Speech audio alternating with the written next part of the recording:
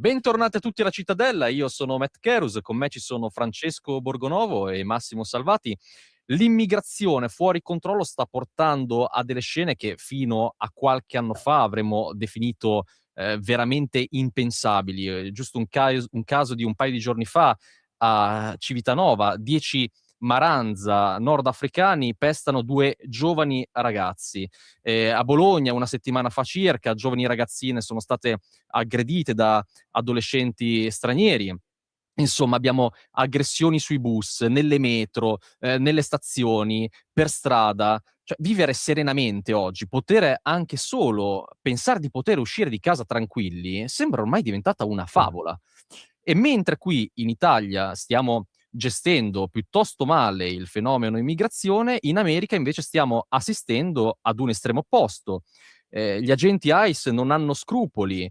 Abbiamo un nuovo morto a Minneapolis, dicono un'esecuzione in strada da parte di agenti federali e addirittura parlano di bambini immigrati arrestati sempre a Minneapolis come esca per attirare i genitori immigrati. Ma oggi comunque vedremo tutto con calma, ne parliamo senza filtri con il nostro ospite Matteo Di Gregorio, consigliere del PD e capogruppo all'interno del Consiglio Comunale di Magenta. E allora io chiedo subito a Di Gregorio una valutazione sulla questione, immigrazione in Italia. Siamo in piena emergenza, anche se non si vuole esplicitarlo apertamente, o è solo una percezione? Ciao a tutti, innanzitutto vi ringrazio anche per l'invito e per lo spazio di confronto. La domanda è sicuramente importante e seria e secondo me andrebbe anche valutata sotto un aspetto un po' più generale. Cosa intendiamo quando parliamo di sicurezza? Ecco, molto spesso ovviamente questi casi che hai anche appena citato, hanno sicuramente un risvolto, che influisce nella vita quotidiana delle persone, ma allo stesso tempo noi quando parliamo di sicurezza dobbiamo bene andare a identificare cosa per noi significa essere sicuri. Quindi un po' rispondendo subito anche alla tua domanda, se la sicurezza è percezione, un'emergenza reale, io penso che siano entrambi, perché, un cittadino, si sente sicuro quando percepisce una sicurezza intorno a sé e lo Stato è, diciamo, l'ente a cui bisogna un qualsiasi cittadino fa riferimento per sentirsi sicuro. Ecco che quindi allora risulta importante innanzitutto comprendere, quando parliamo di sicurezza, qual è lo scopo e cosa vogliamo noi riuscire a, ottenere, nei confronti dei cittadini. La prima cosa che mi viene in mente è che sicuramente gli aspetti principali, che hai citato tu, quindi sono sicuramente delle emergenze. Emergenze che vanno affrontate in modo tempestivo. Allo stesso tempo è importante, secondo me, andare a ricercare la radice del problema. La radice del problema che molto spesso invece, da entrambe le parti, perché in questo caso quando parliamo di sicurezza va, secondo me analizzato sotto un punto di vista che non deve essere prettamente ideologico, ma la sicurezza è un principio inviolabile, un diritto inviolabile garantito dalla nostra stessa Costituzione, quindi non ha una destra o una sinistra, è semplicemente un diritto che va garantito. Come va garantito? È qui che allora si pongono le domande e le possibili soluzioni che possiamo dare, e che spero comunque che anche attraverso questo confronto si possa poi raggiungere, delle possibili soluzioni. Ecco, a mio avviso, una delle soluzioni possibili innanzitutto è quella di cominciare ad investire in cultura, in educazione. Questi sono i temi centrali, perché quando parliamo di giovani ragazzi e utilizziamo la parola maranza, definiamo una categoria che non è identificabile con con una specifica persona o comunque semplicemente con italiani di seconda generazione, ma parliamo banalmente di tantissimi casi, che possiamo ritrovare nelle scuole, anche di italianissimi. Qui l'aspetto principale che manca secondo me in Italia è l'educazione.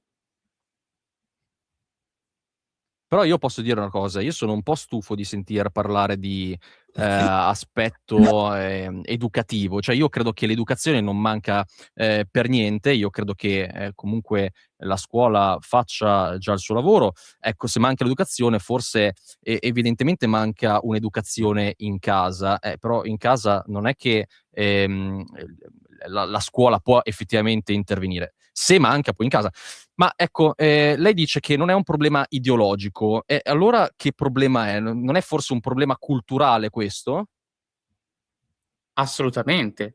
Un aspetto culturale di come noi abbiamo affrontato negli ultimi 20 anni il tema sicurezza. Da una parte, e in questo caso parlo Ah, di quindi ovviamente culturale forze nostro? Cioè, è culturale il nostro problema?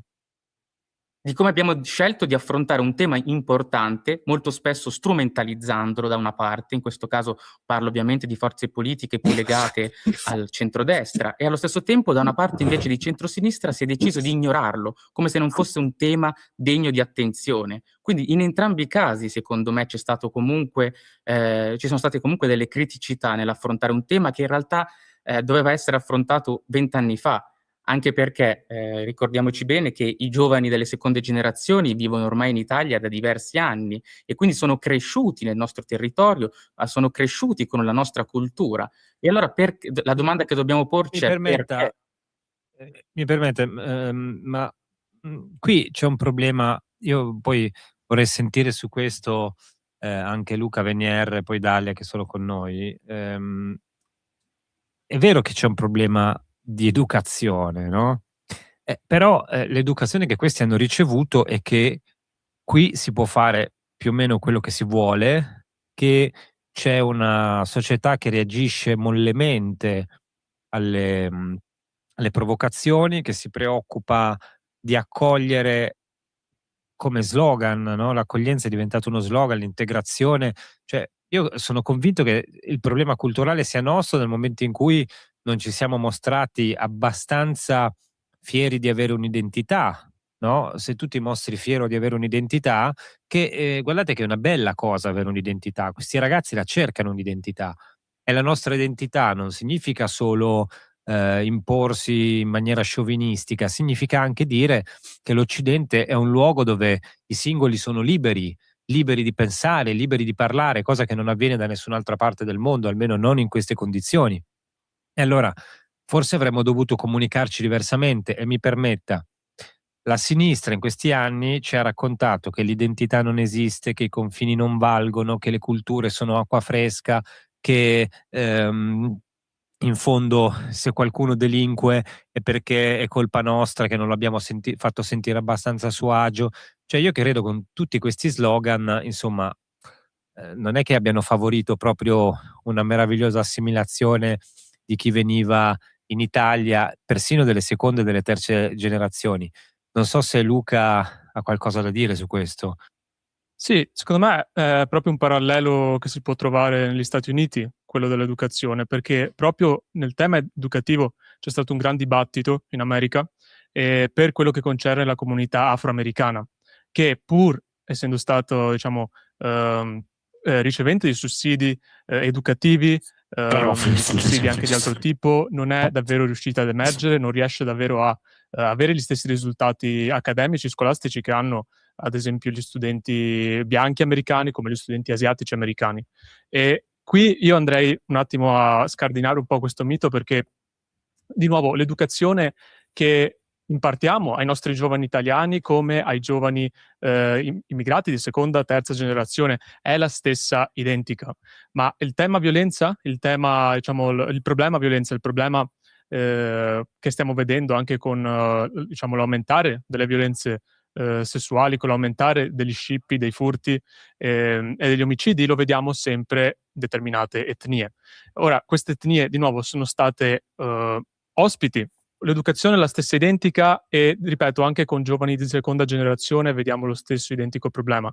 A quel punto la variabile non è più l'educazione, diciamo, perché di nuovo è costante anche con i giovani italiani in cui questo problema non si vede ancora, ed è più culturale, è più antropologico, perché ovviamente non possiamo pensare che un immigrato europeo in Italia sia la stessa cosa di un immigrato nordafricano, di un immigrato dell'Africa subsahariana o di un immigrato anche del sud dell'Asia, perché sono storie completamente diverse, sono percorsi formativi completamente diversi che hanno attraversato generazioni, e io sono dell'opinione, che è un'opinione anche scientifica, che questo si riversi anche nelle generazioni dopo e che quindi un giovane nato in Italia, che però non è etnicamente italiano, che non è etnicamente europeo, avrà più difficoltà in quanto tale. Non credo che siamo, di nuovo, è sempre lo stesso discorso non credo che siamo queste lavagne in cui si può davvero scrivere qualsiasi tipo di identità.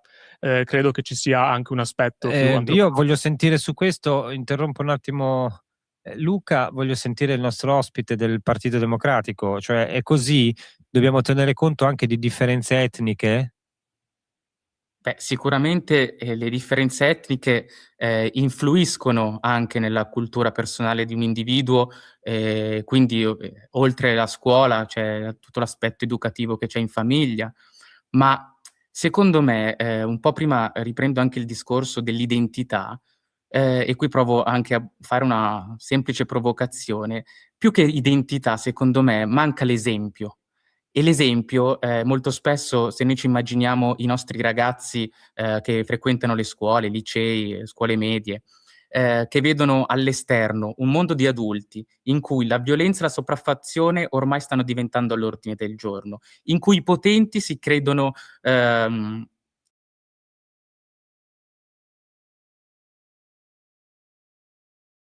con la possibilità di utilizzare qualsiasi strumentalizzare, ogni cosa al fine di ottenere sempre più potere e fare i propri Però interessi.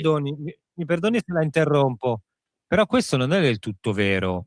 Cioè, in realtà, oggi ci sono molti più diritti, molte più garanzie del passato, i crimini, quelli gravi, diminuiscono, le guerre esistono, sono terribili, ma almeno in Occidente sono tendenzialmente lontane, e questo forse anche ci ha disabituato ai problemi e alle difficoltà. Cioè, in realtà oggi, secondo certi indicatori, che sono quelli che normalmente si cita, si sta meglio rispetto al passato. Allora, dov'è il punto? Cioè, Sicuramente si sta meglio. quali traumi noi abbiamo in fe? Sì, dicevo, sicuramente si sta meglio se parliamo Sì? sicuramente di una salute fisica, di un aspetto economico anche magari rispetto a un tempo. Il tema, che poi anche lì bisognerebbe sicuramente fare diverse valutazioni, ma il tema è: come stiamo a livello di salute mentale? I giovani di oggi come affrontano una società nella quale non vedono prospettive di futuro? Cosa possono pensare Oh, quando son un d'accordo. Allora son d'accordo, allora approfitto per andare da Dalia per chiederle questo. Fermiamoci su questa cosa importantissima che ha detto il nostro ospite, la salute mentale. Però torno su questo.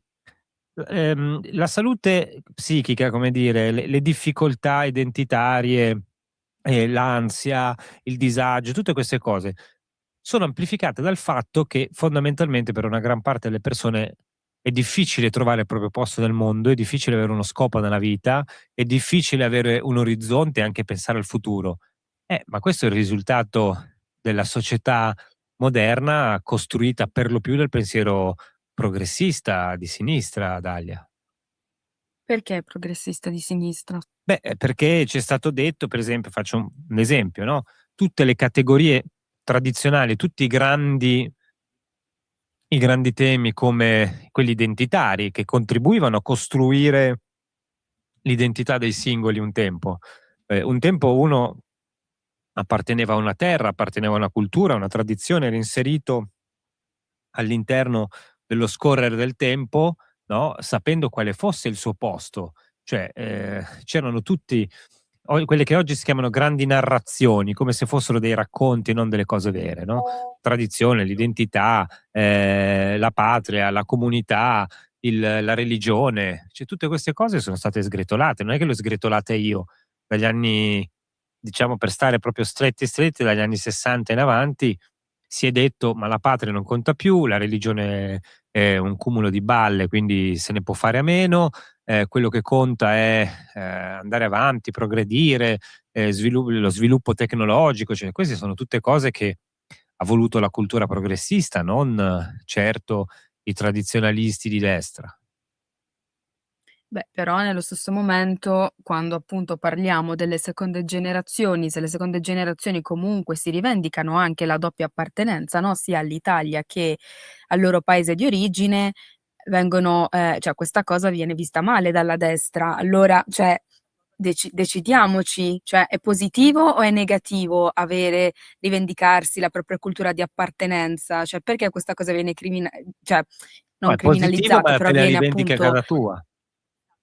È positivo, ma te la Perché rivendichi a casa tua. se io sono nata in Italia, è casa mia l'Italia. Sì, questo è un problema. Allora, se casa tua l'Italia, vedi, è esattamente qui il nodo della questione, perché noi abbiamo fatto venire un sacco di persone per motivi diversi. Allora, per me è giustissimo accogliere chi fugge da una persecuzione, da una guerra, chi fugge per motivi politici, per motivi religiosi, e chi arriva, io credo, come mi sentirei io, come mi sento io ogni volta che vado all'estero, chi arriva è un ospite, no? È un ospite che a un certo punto può essere serenamente assimilato dalla comunità in cui arriva, perché condividiamo magari le stesse idee sulla tolleranza, sul rispetto della legge, su tutta una serie di cose. Il problema è che quando arrivano grandi masse di persone e queste persone si stabiliscono qui e fanno una comunità a parte e rivendicano una doppia cittadinanza, vuol dire che non si sentono poi così tanto italiani, no? Vuol dire che non è che aderiscono ed entrano nella comunità che li accoglie. Massimo, cosa dici? No, allora io volevo tornare anche sul tema identità, perché da un lato, secondo me, definire una spinta di cultura progressista la perdita dei valori è un'analisi un po' parziale, semplicemente per il fatto che secondo me la perdita di identità è anche legata alla crescita della società dei consumi, per certo verso, no? Ma è Perché oggi progressismo, non perché non è sì, però non è proprio un è anche progressismo, roba perché tua, dei voi liberali. E se ci non è proprio un aggiungiamo Questi qui, progressismo, beh, anche come perché l'aumento no? delle disuguaglianze. Sono d'accordo con te. cioè io direi sì, volendo sì, però secondo me oggi la perdita di identità è legata principalmente al fatto che non ci interroghiamo più, perché abbiamo rimpiazzato la noia, che prima era un qualcosa di fondamentale, perché la noia fa spaziare comunque il cervello, fa pensare autonomamente, con TikTok, i vari social, il brain rot, tutte queste cavolate, che di fatto sono una Su cui forma noi di lavoriamo peraltro, quindi predichiamo bene, ragioniamo male, ma perché no, siamo perché sui ci social sta tutti i giorni, per cui noi c'è sputiamo, questo è un grande valore dell'Occidente, c'è sputare nel piatto in cui si utilizzo e mangia. utilizzo di social. Se tu apri il telefono di un adolescente medio e scrolli sul Trovi suo dei porno. TikTok, vabbè, a parte quello, scrolli sul suo TikTok o il suo Instagram, ti metti le mani nei capelli e dici: "Ma come fa la gente a guardare questa roba?" Cioè, se noi rimpazziamo tutto quello che è un'arte nobile o comunque un qualcosa che ha valore con spazzatura, distrazioni fugaci che ci fanno scappare dalla realtà e abbandoniamo l'introspezione totale, è normale Hai che oggi abbiamo ragione, questo problema. io ti voto, hai ragione assolutamente, però qui c'è un altro tema. Poi dopo dall'estero arrivano persone che sono cresciute o hanno una cultura in casa, trovano i resti di un altro mondo, un mondo in cui lo scontro fisico, l'onore, tutte queste cose si esprimono in modo differente, anche più aggressivo. Questa roba qua nel mondo che hai descritto tu, poi deflagra, Certo, è ovvio. certo. Ma infatti è questo il problema. Cioè, se persone con una identità culturale forte, con dei valori ben prestabiliti, entrano in una società dove l'identità non c'è più, a causa di un lavoro di decostruzione che dura ormai da decenni, questo è il risultato di fatto, che Sì, prima non o solo poi con un'identità forte, mi permetto, poi mi sa che ci dobbiamo fermare un attimo. Non solo l'identità forte, anche cioè i modi forti, che è diverso, perché io non credo che questi cosiddetti Maranza, cioè i Maranza trovano un'identità nell'essere Maranza, adesso la semplifico ovviamente come tutte le cose un po' sociologiche, ma non è che abbiano un'identità religiosa o culturale, magari imparano in famiglia delle cose, non so, un po' maschiliste se vengono da alcuni paesi del Nord Africa, magari imparano perché lì c'è un certo uso del coltello, cioè tengono questi residui di cultura come dire pseudo tribale, post tribale di casa loro, che qua poi fanno reazione, si fondono i gangster dei social, c'è tutta questa cosa qui, però non si può risolvere secondo me dicendo poverini ascoltiamoli. no, E no, allora no, su ma questo, nessuno sta dicendo punto, questo. su questo punto di domanda ci fermiamo un attimo e torniamo tra pochissimo.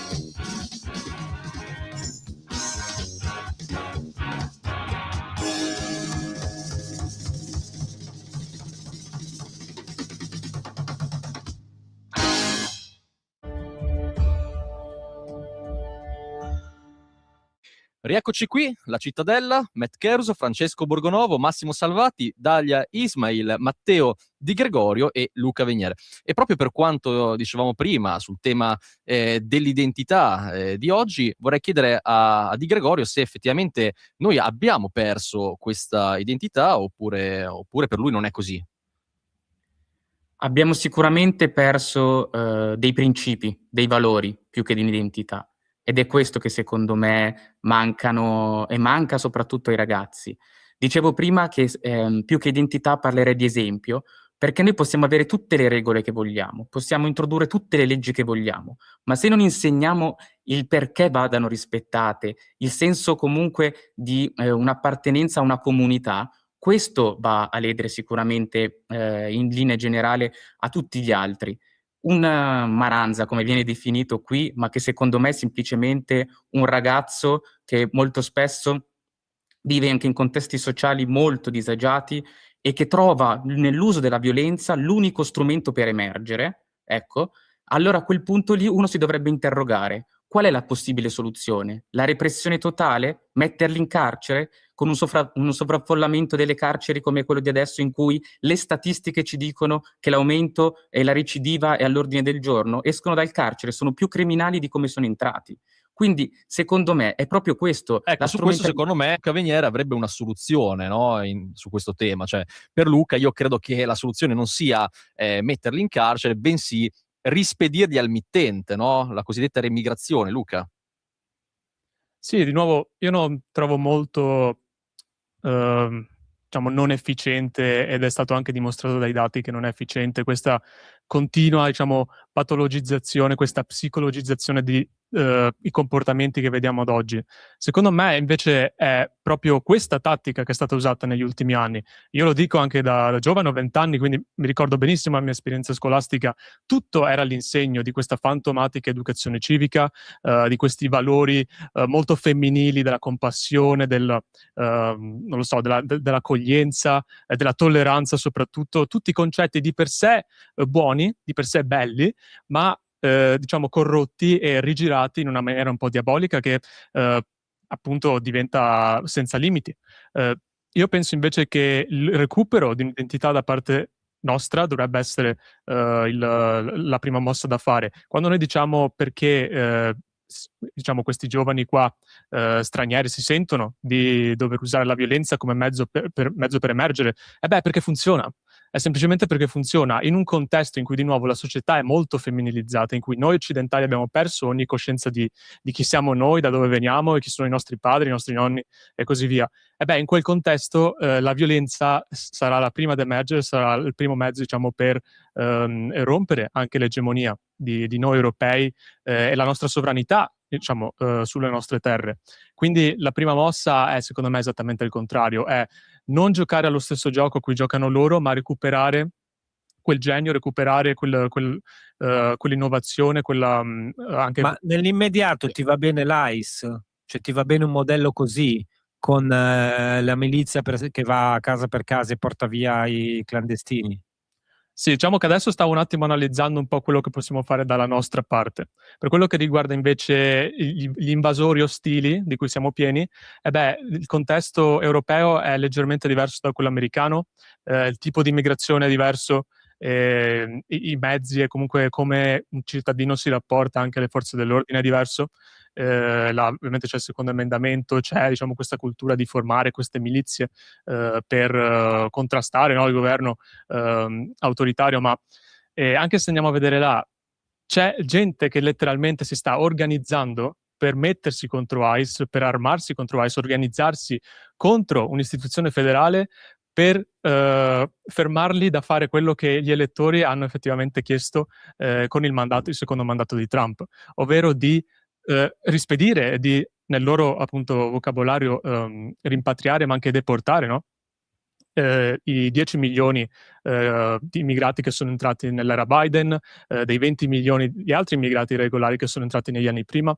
E quindi Ecco, diciamo... io Luca ti fermo un attimo perché in tutto questo io vedo Dalia che insomma chiude gli occhi, dice, penserà, ma questo ma che sta dicendo? Vorrei sentire quindi la sua opinione in merito No, a ma mi questo fa discorso. molto ridere a me perché appunto poi si sparano sempre numeri a caso, totalmente a caso, ma io voglio dire una cosa.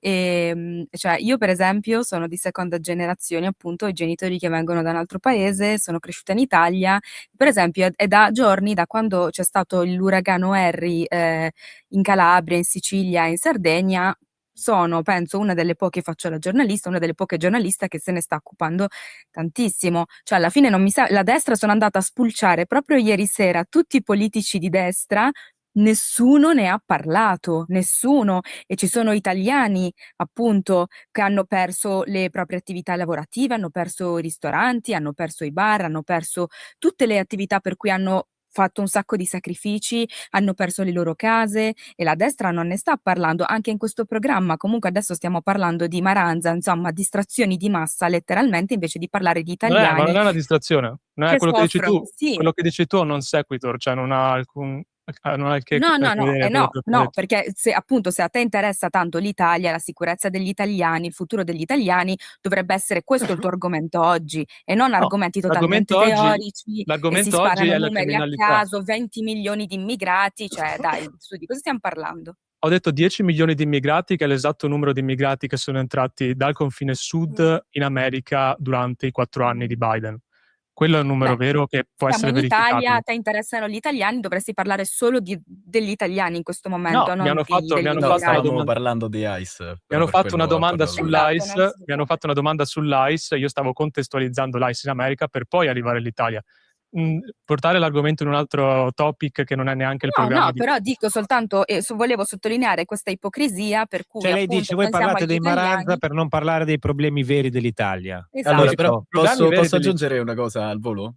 Cioè, però da un lato, se passa un uragano in Italia, noi poco ci possiamo fare. Cioè, una catastrofe naturale, possiamo fornire No, supporto alle perché c'è il famiglie. riscaldamento globale, Però non nel senso... capisci, non lo sai, e le emissioni, tutta sta roba. Se Sì, tu ho avessi la capito, ma macchina elettrica, l'Europa se tu è avessi il la 9% macchina delle elettrica, emissioni l'uragano globali. Harry non sarebbe arrivato. C'hai Quindi ragione. impara la Ma al di là lezione. di questo, ci sono persone che hanno perso il lavoro, che hanno perso la No, casa, ok, non va sanno bene, dove però andare a adesso qui stiamo Sì, sì. parlando di un Sembra di altro sentir tema. parlare Cioè, Salvini.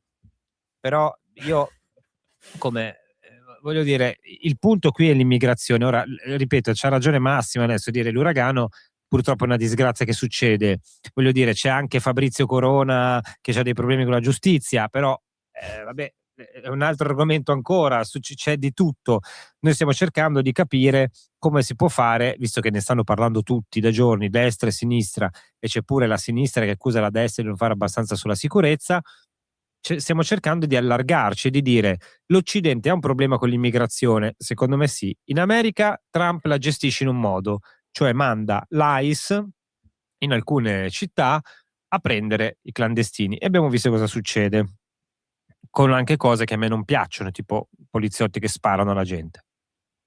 Poi c'è il modo italiano, e il modo italiano è un altro. Il modo italiano è che se un poliziotto spara per difendersi o un carabiniere, che succede? Succede che si becca una condanna a 3 anni di galera più risarcimento ai parenti della vittima. Succede che qui non si manda via pochissima gente perché si fa molta fatica a espellere. Continuano, anche se il numero di sbarchi è stato ridotto, continuano a entrare persone. E allora questa cosa qui ci deve porre, secondo me, degli interrogativi. Per me è interessante vedere Dalia che dice io sono di seconda generazione e voglio chiedere a Luca una cosa, cioè tu come Dalia per te ha diritto di stare qui o no? Io non conosco Dalia e penso che non sia opportuno, diciamo, andare in questioni così aneddotiche. Potrebbe essere una buona cittadina, come potrebbe essere una cittadina meno buona, io non lo so. E il punto cruciale è che la demografia italiana, come la demografia europea, come la demografia americana, a una scala ancora più grande, sta avvenendo erosa, sta venendo totalmente cambiata. Questo non è un programma di immigrazione alla... non lo so, quelli ad esempio che è venuto in America all'inizio del Novecento. È un qualcosa di totalmente diverso, una vera e propria invasione, una vera e propria ingegneria sociale che noi nel nostro continente, sto parlando dell'Europa perché io sono europeo, poi Dalia ovviamente può parlarmi da dove viene lei, è una cosa che non abbiamo mai visto, una cosa che non si è mai vista nel corso di, non lo so, 4-5 millenni, che appunto ci sono serviti per costruire la società di cui oggi persone come Dalia appunto beneficiano. E non vorrei che diciamo, questi risultati e tutti questi sforzi vengano Fossero poi compromessi. sì, vengano poi, diciamo, resi vani da una politica appunto malsana che ha reso possibile questa invasione a questo volume, a questa velocità. Posso dire che mi fa un po' sorridere tutto questo ragionamento detto da un ragazzo che è estremamente biondo con gli occhi azzurri? Cioè è proprio lo stereotipo di un progetto ariano. No, ma io di nuovo, è impossibile paragonare quello che abbiamo Stavo visto negli scherzando, ultimi Luca, decenni. ero totalmente Sì, ironico. no, assolutamente no. Dico, Questo è body shaming e quindi ne no, ma pagherai su le di noi va bene, conseguenze. su di noi è accettabile, anzi a me fa piacere. Per concludere il discorso, un programma di immigrazione non è paragonabile all'ingegneria sociale che abbiamo visto oggi. A me non interessa se Dalia sia una brava cittadina o no. A me interessa il fatto che per mantenere la società, per costruire, avere un futuro come società europea, come la vogliamo, serve un'Europa abitata da europei. Okay? Poi il nodo cruciale forse è questo, la definizione che noi diamo di europei. Io personalmente non penso che si possa scrivere nella fronte di una persona o nell'anima di una persona appena egli nasce che è europea. Se questa persona viene dall'India, se questa persona è nordafricana, così via. No, per concludere il discorso, secondo me il punto cruciale della discussione è quello: cosa definiamo noi per europeo. Io voglio semplicemente proteggere la mia nazione, voglio proteggere la mia gente e proteggere la demografia del mio paese, così che i miei figli possano avere in un futuro in una nazione che può considerare loro famiglia. E poi potete dirmi, diciamo, se avete voi un'altra definizione di cos'è un europeo, cos'è un italiano. Luca vuole proteggere la cultura europea. Dalia ha un punto su questa cosa, cioè dice: io non ho niente da dire personalmente sulla persona di seconda generazione, però ci vorrà anche qualcuno che, come dire, difenda quello che è stata, no, la cultura europea, come se uno viene dall'India giustamente ci tiene a difendere la cultura indiana. Cioè questo è un fenomeno che non succede da nessuna parte nel mondo. Non è che in alcune nazioni dell'Africa, dell'Asia, del Sud America ci sono milioni di persone che arrivano portando culture diverse e imponendo quelle. Sì, ma ripetiamo, cioè comunque le persone che nascono e crescono in Italia sono figlie della cultura italiana, della scuola italiana, cioè io a scuola ho studiato la storia dell'Italia, ho studiato tutte le cose che hanno a che fare con l'Italia, quindi e adesso appunto mi occupo d'Italia e in questo caso specifico appunto mi occupo della tragedia che è in corso in questo momento. Luca vuole definire europeo, vuole definire italiano, per me appunto italiano è chi si occupa dell'Italia e dei problemi dell'Italia. Io per esempio me ne occupo e lo sto facendo, tu invece sei qui a parlare di tutt'altro, quindi secondo me sono i fatti, non le parole, e le persone sono stanche delle parole, anche per questo che non votano più. Io non so chi sei tu, Dalia, tu non sai chi sono io, quindi di nuovo portarla nel personale, portarla in quello che faccio io, quello che fai tu, mi sembra del tutto, diciamo, Ma io sto non parlando opportuno. dei discorsi, infatti, dei nostri Sì, discorsi. no, dei discorsi, infatti. Appunto, Chi tu non è hai parlato dei italiano non problemi è... degli italiani neanche una volta in una intera puntata, questo sto dicendo. Io ho parlato del problema forse più grande che gli italiani dovrebbero prioritizzare, e l'ho fatto per tutto il mio discorso. Ora, italiano, il mio problema con la tua concezione è che per me italiano non è che si occupa dei problemi dell'Italia, come giapponese non è, non lo so, un tedesco che si occupa dei problemi del Giappone. Un giapponese è una persona di etnia giapponese che ha una storia anche familiare e che ha un legame con la terra del Giappone e che poi a fronte di tutto questo, diciamo, contribuisce alla propria cultura, ma anche alla propria civiltà, magari facendo figli o, non lo so, facendo parte di una situazione religiosa, di una situazione politica, essendo un artista e così via. Quindi Ma è sono solo cose per me simboliche, sono solo cose simboliche secondo te, non cose no, pratiche? no, non sono assolutamente cose simboliche, che sono cose pratiche, ma la definizione di italiano, la definizione di europeo, di quello sto parlando. Non è chi si occupa dei problemi dell'Europa, perché sennò allora dovremmo allargare il censo europeo a, non lo so, 1 miliardo, 2 miliardi di Bene, persone allora invece di... disoccupati italiani, italiani che hanno appena perso tutto, eccetera, sappiate che il vostro problema sono i Maranza e l'immigrazione, non la vostra disoccupazione, il fatto che non arrivate a Mi fine permetto, mese. Ma sono Ok, mi entrambi. sappiate permetto, questo.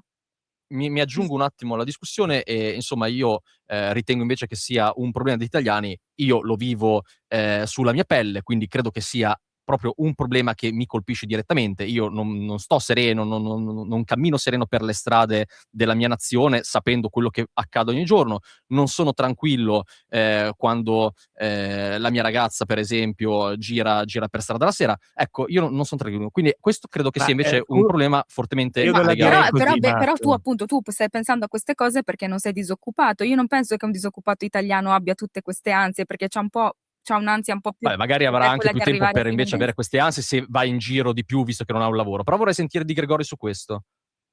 Sì, Diceva allora, che voleva esprimere un'opinione a penso riguardo. che in realtà anche un po' da questo confronto emergano alcune strumentalizzazioni, soprattutto in realtà alcune, diciamo, una poca analisi in realtà del flusso migratorio e di come in realtà ad oggi in Italia anche entrare nel nostro paese in modo regolare sia davvero un calvario. Cioè, io non so quanti di voi più che altro abbiano mai avuto a che fare con un cittadino straniero che entra in Italia, che secondo il decreto flussi quindi c'è una quota stabilita per poter entrare, molto spesso va ottenuto, anzi non molto spesso, va ottenuto un visto alla propria ambasciata e questa ambasciata molto spesso non rilascia un visto nei termini previsti, ma si attende anche 1 o 2 anni. Molto spesso anche in quei paesi in cui si va a chiedere il visto c'è anche un elemento in più, cioè ovvero la corruzione, quindi chi può permetterselo lo paga, chi non può permetterselo invece è oggetto di procedure lunghissime e tempi di attesa lunghissimi.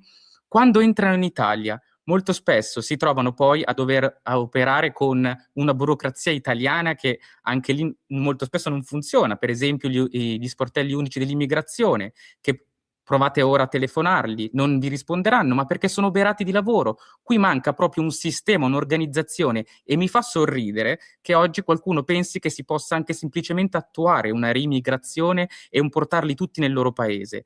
Uno per una questione di soldi, di spesa pubblica, che io preferirei investire, come dicevo prima, in salute mentale con uno psicologo di base per questi giovani ragazzi che a prescindere dalla loro etnia, oppure investirli nei servizi sociali. Sappiamo quanti uffici comunali in cui appunto ci sono tanti assistenti sociali molto spesso oberati di lavoro e alla quale fanno fatica a rispondere a tutte le esigenze e i bisogni della nostra collettività. Ecco, questi secondo me sarebbero i temi di cui parlare Però e mi secondo me permetto, i temi di cui mi trattare. permetto,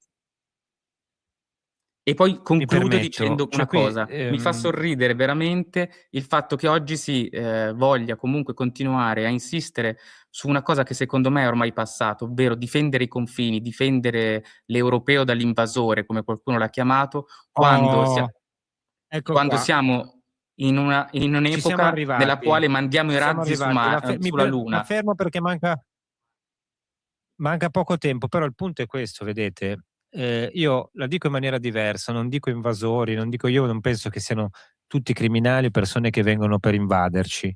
Penso che gli stranieri per 1000 motivi, 1000 storie anche personali arrivano qua, no? Ce ne sono tanti che si danno da fare, brave persone, non ne dubito. Il punto, sapete qual è? È che io sono anche convinto però che le culture e i popoli esistano e se delle persone che vengono da un altro mondo, con un'altra cultura, fanno parte di un altro popolo, arrivano qui, non è uguale. Succede che se gli europei non fanno più figli, e piaccia o no, gli europei per caso, per tradizione, per storia, per 1000 motivi, sono tendenzialmente bianchi, no, e non c'è niente di male nell'essere bianchi. Se questa gente qui smette di fare figli, importa altri popoli dall'estero in quantità potente, rinuncia anche volontariamente a tutto quello che è il suo retaggio, sapete come va a finire? Che l'Europa scompare. Solo che se scompare l'Europa, scompare la libertà di pensiero, scompare il dialogo, scompare la filosofia, scompaiono tutte quelle belle cose di cui questo Occidente ha goduto e che adesso sta rinnegando. Questo secondo me è il grande problema. Allora o facciamo intenderci, tutto il resto è accessorio, ci sono Ma milioni vedi di Francesco, ma persone qui. questo è il progresso, sei tu che non lo capisci, e questo è il Ma progresso, io questa è infatti sono l'evoluzione. fierissimo di non capire il progresso, cioè io sono un uomo fuori dal Ma la progresso, per me soluzione non dopo il potrebbe 1200. essere dare aiuti o incentivare, insomma, gli europei a No, fare la figli? soluzione è lasciare Ho in già pace provato. le persone, Dalia. La Posso citare soluzione Milton Friedman al volo? no, ti è fatto divieto di citare Milton Friedman. La soluzione è restare a casa propria. La soluzione è che ogni popolo ha una terra a cui è legato, quella terra è sacra, i confini non è che non esistono, esistono e sono sacri. Sì. E questa è la grande cosa, perché l'identità di un popolo è una cosa bellissima. Io voglio potermi confrontare con uno diverso da me, ma non dire che è tutto mescolato, tutto uguale, anche perché se scompaio io, poi scompaiono anche gli Ma altri e con in questo questo ideale tu hai minestrone. risolto il problema? Cioè il fatto è che la gente scappa per tantissimi motivi e non è che Scappa perché anche noi scappa perché glielo permettiamo, perché facendo le esiste un guerre, sistema economico che finanziandole. incentiva questa fuga, scappa perché ci sono anche delle nazioni che hanno approfittato di questo andando nei paesi africani, Francesco, ti devo asiatici, fermare perché vessarli. abbiamo decisamente superato Allora, il ne limite del riparliamo, tempo, però ne ne dobbiamo facciamo tema della riparlare. prossima puntata. Solo una cosa in conclusione, Matt, stai attento quando dici la mia fidanzata quando va per strada la sera, perché non sembra bellissimo se lo dici così. E dopo uno pensa male, capito? Ci sentono da casa e dice quelli che mestiere fanno. Già noi non è che ci presentiamo benissimo, tu sì, ma non raccontarla, cioè già Massimo ha detto che le insegue, tu adesso ci mandi la fidanzata per strada la sera, ragazzi, qui No, ma cioè, infatti io le dico sempre, no, mi raccomando, se devi tornare a casa prendi sempre il taxi, non stare a girare da sola perché veramente ti può mi capitare stupisco che tu la faccia uscire comunque, cioè non ci sono più gli da uomini di buon una volta. dici stereotipo del patriarcato in Italia. Beh, insomma, noi qua, cioè, almeno le buone vecchie tradizioni, spero che ti chieda il permesso perlomeno. E noi ci Stiamo rivediamo. scherzando, lo diciamo, stiamo scherzando e poi dopo ci dicono no, beh, voi siete patriarcali, stiamo scherzando, ci facciamo dell'autoironia patriarcale, il patriarcato che ride di se stesso. Saluti. E noi ci rivediamo alla prossima puntata della Cittadella. Un saluto Alla a tutti.